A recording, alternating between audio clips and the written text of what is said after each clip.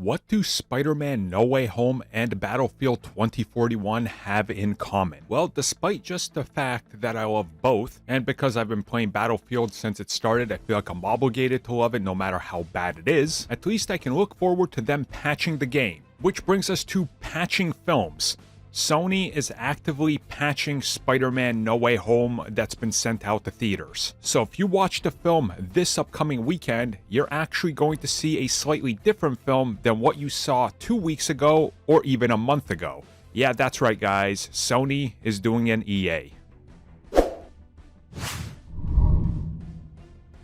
So there has been a couple of reports over the course of the last week that people that have gone to watch Spider-Man No Way Home on repeated views have reported that there's slightly alternative takes to scenes, better lighting, or completely changed lighting in some instances, like the scene where Andrew Garfield comes through the portal, for example, that now it doesn't look as flat and it looks like it's actually gotten its final, well, I guess, pass-through in terms of rendering done. There's also been reports that have showed up online with video accompanying them that they have in fact changed scenes. Like, for example, one scene that's making a round is the Green Goblin when he's hiding out in the back alley.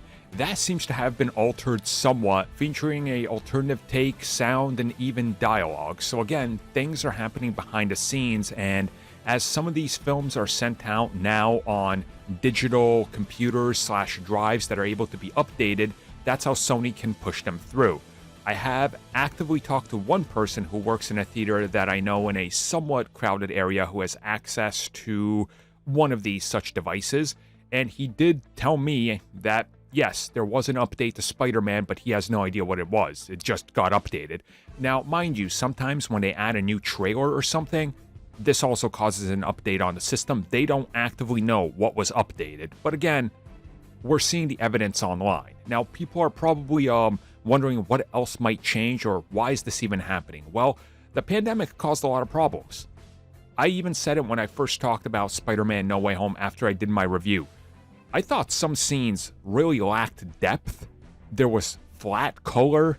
There was lighting that looked so bad it reminded me of X-Men Origins Wolverine, specifically the scene where Andrew Garfield and Tobey come through the portal. If you look at the objects surrounding the portal, they did not look lit like they were properly injected into the scene. I don't know how to describe it. I talked to other people that were like, I'll pay attention to that when I go see it. And then they were like, dude, you're right. Something was off about that. Again, they were trying to get this film out on time and they were pushing for it, working from home, render farms, all this. They found themselves in trouble. It doesn't hurt the film.